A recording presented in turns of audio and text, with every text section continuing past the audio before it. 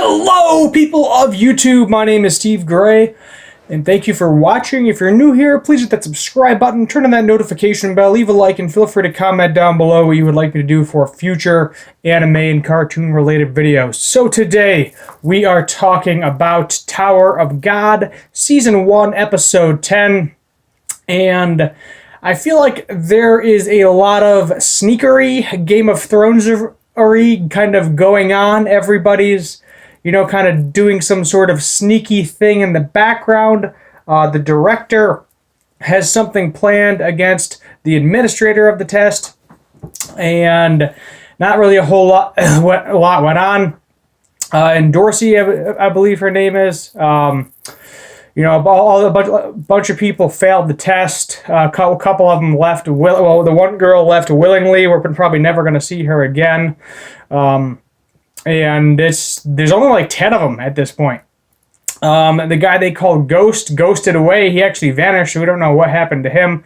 My guess is he is most likely the marshmallow-looking guy with the ram horns. Remember him from like the first or second episode? Yeah, apparently he's actually a ranker, and he is kind of behind the scenes because he is supposed to get the Black March back and the Fisherman back from a knock, to get both of those weapons back out of her hands and basically get rid of her because she is considered a threat to the tower, which is not good.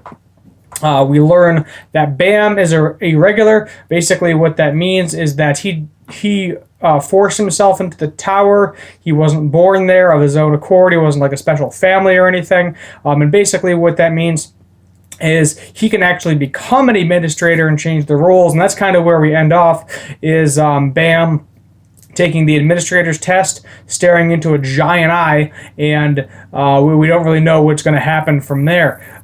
Basically, he might become an administrator, and they might get the short route to get to the top of the tower. And basically, all the ones that passed have the ability to choose whether or not they want to continue with Bam, and basically what that means is they will all be looked down upon. Apparently, irregulars are all looked down upon. If you're not born in the tower, you are looked down upon. So my guess is that the people that are in the tower have a very, very long lifespan. I'm not exactly sure what happens to them if they do not pass the exam, if they do not climb the tower. I'm guessing they probably just go back to wherever they came from. The one guy was angry at the results and got killed. We didn't even get his name. But who knows? Basically, Kun tried to jump in to be able to take the administrator's test, but we found out from the director that no, you can't actually do that unless you're an irregular, and Bam is apparently the only irregular. So I thought Rachel was also an irregular. She may or may not be. I'm not exactly sure. I think technically she is. But the reason he did that is for her to be able to continue with the final tests of level 2 in order to get up to level 3, which 9 out of 10 were level 3. I mean, 13 episodes and only 3 levels. I mean, there's a lot of stuff that can go on. I've said it before, I'll say it again. This is going to be a very, very long series, is my guess. This is probably going to be our next Naruto. Who knows? I might even hit One Piece level with the million chapters that One Piece is. We'll just have to wait and see what happens with that.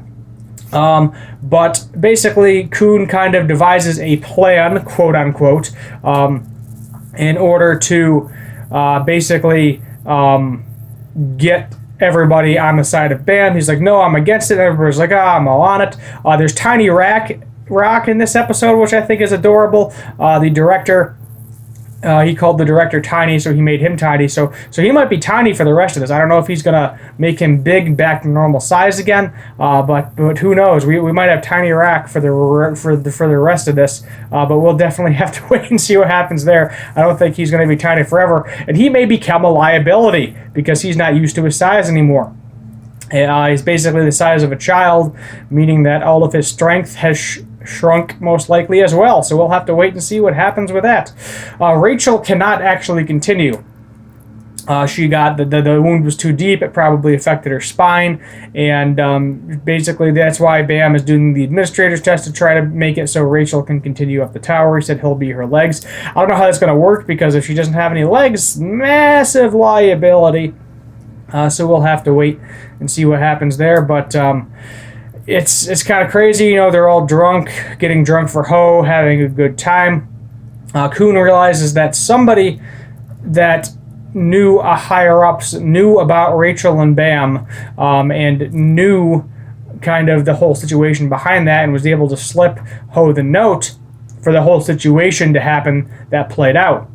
So my guess is that was probably the director trying to get rid of her, of one of them, most likely Rachel, because he wants to see what the heck Bam can do, because apparently Bam is some sort of crazy strong person with the Shinshui, and we just don't know how uber he is yet until he kind of masters it and shows all of his ability. So we'll have to wait and see what happens with that. I don't know how often any regular shows up to the tower. There isn't like a specific amount. They haven't said if any rankers are irregulars. But we do know that the guy in kind of the marshmallow horn suit, whatever you want to call it, he is a ranker. He said he was number 67, I believe, so I don't know how many rankers there are, so I don't know if that's high up the list or low on the list, whatever, but the director did not want anything to do with fighting this person. He actually wanted to help them, because obviously the director's one of his main deals is basically anybody that he thinks is a threat to the tower needs to either die or get put back where they were. We do not want them to join. The red-haired girl with the eye patch, whose name I'm always forgetting, I think she is done too. I believe she quit for whatever reason. Maybe she realized she won't be able to go any higher. Maybe she doesn't want to be associated with an irregular. I am not really sure. I believe she said she was done. So we may not see her again. And so that might be all she wrote for her as well. But there's a couple of randoms that we don't really see. I'm sure they're going to fail. Like there's the green old dude. There's winged guy. Yeah, I know I'm killing names again, whatever. But basically they're kind of like side characters that also got passed that 9 out of 10 are probably going to go away. They're either going to end up playing a bigger role or they're going to go away. I feel like there's not really going to be an in-between there where either they'll become important or they'll become useless. I really hope the green guy gets what's coming to him, because he's kind of a POS and he needs to go away. I don't even know how he passed. Maybe he's going to do some sneaky nonsense later on, but we'll definitely have to wait and see. Moving on to next episode, we are going to probably see Bam take the administrator test and see what happens if they get on the fast track to the tower, or if he's going to fail it. Rachel's not going to be able to continue, then that's going to be all she wrote for that. I am very interested in how the heck Rachel is going to do anything. I don't know if they're like, if maybe you get to the top of the tower, you're granted a wish or something, and Bam can fix your legs. I don't know if there's, you would think that there would be some sort of medical something in this crazy magical tower, or some sort of magic that would basically be able to give her control over her legs again. And I think that is probably what at some point we might see. This early on, because it was such an early on injury, we're only at level 2, so we're nowhere near the top yet. Most likely what's going to happen is if Bam doesn't pass, she's just going to be done. He'll probably climb to the tower and eventually get her up there too. But basically that is Bam's main goal. They both had a heartfelt moment. She said she thought Bam was annoying originally, that he was clinging to her.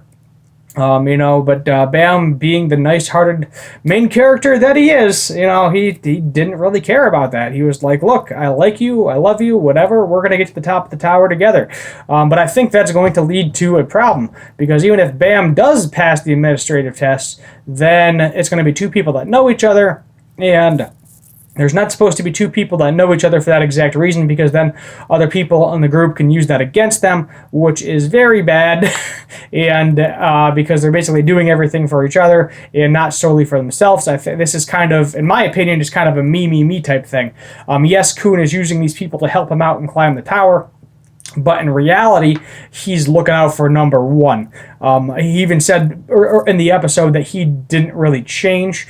I think there was some sort of creepy love relationship there with his stepsister, so there's some more Game of Thrones in there as well, because he was thinking about her. We're getting images of her. I'm not really sure what happened to her. I'm assuming at some point in time we will get some further information as to what happened to his stepsister, but maybe that's the reason he's climbing the tower in the first place. Because from what we know, the family seems kind of miserable anyway, because the director even said, "Ha, a coon having a friend," meaning the family probably is not the best family in the world. So maybe he's got some daddy issues, because obviously he gets the name from his dad. I mean, possibly he might get it from his mother. I don't really know, but it is most likely going to be a father-son hate relationship future on. But I'm sure that's going to be something that is a lot farther down the road. I'm still interested in kind of, like, they need to do like a King of Jihad episode where they show him, they show a bunch of the rankers, and kind of explain the tower further. That would be kind of cool if they did that in like a filler type episode at some point in time. I would enjoy seeing that. Maybe that gets explained further on, but who really knows? My name is Steve Gray. Thank you for watching, and as always, have a good one.